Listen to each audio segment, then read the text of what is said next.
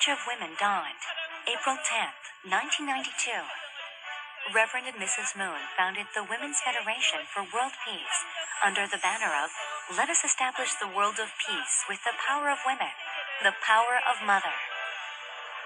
이제 세계사적 승리의 전통을 세운 참아버지와 역사적인 여성 대표로서 승리한 세계적 여성 대표 참어머니를 모시고 참된 남자상은 물론이요, 참된 어머니의 상, 참된 아내의 상, 참된 딸의 상을 정립해야 됩니다. 이렇게 이루어진 이상적 가정들이 모여서 이상적인 국가, 이상적인 세계를 이루게 되는 것입니다.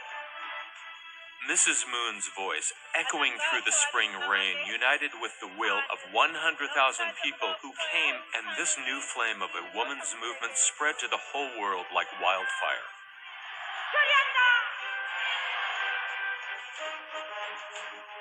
Starting from the founding of Women's Federation, this stands on the forefront of realizing world peace through the true family. In order to do this, Mrs. Moon spread the word, traveling thousands of miles, one nation per day. She went to Korea, Taiwan, Japan, America's capital Hill, UN headquarters, the Kremlin Palace in Russia, the Great Hall of the People in China, the Middle East area, that is the origin of Christianity and Islam, many nations in Europe, and even the high mountains of South America and the jungles of Africa. Even the malaria in Africa and the communist world that denies God could not stop her march. Visiting all corners of the earth in 3 short months, and the fact that she was successful in leading rallies in 113 cities all over the world was nothing short of a miracle.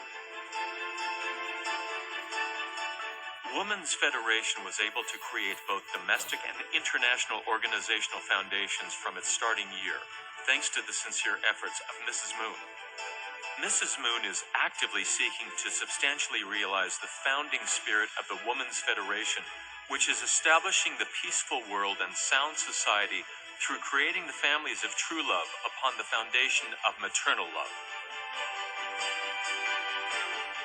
Centering on the Women's Federation, Mrs. Moon from 1992 to 1995 declared the world that the coming Messiah who will save the world is Reverend Moon. 皆様、メシアとは何かご存知ですか？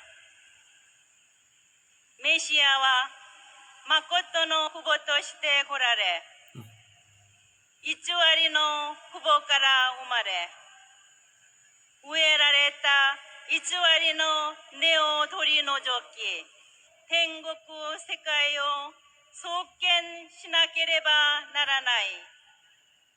重大なる責任を持って来られるお方です。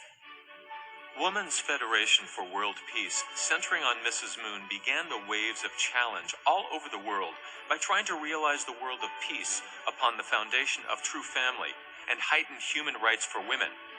The activities and the words infused with the love for humanity was enough to move the hearts of the world. Especially as the gate to unification in the Korean peninsula was opened after Reverend Moon's meeting with Il-sung Kim of North Korea in the December of 1991, Women's Federation is giving substantial help to the children and women of North Korea.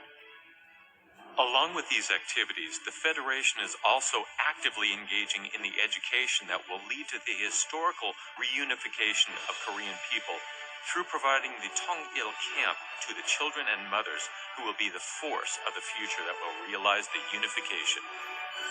Mrs. Moon is especially interested in the Middle East area where the human rights of women are ignored.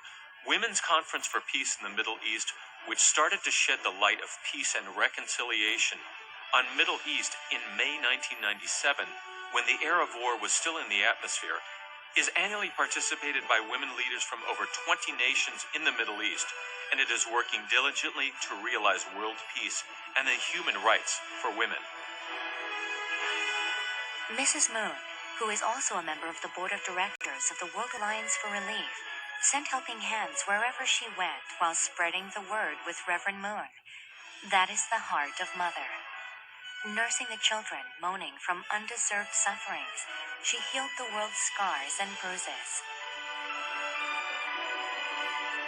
She sent relief funds to regions devastated by storms, provided infrastructures such as education and medical facilities to underdeveloped nations, and support multicultural families, kindling the fire of true love.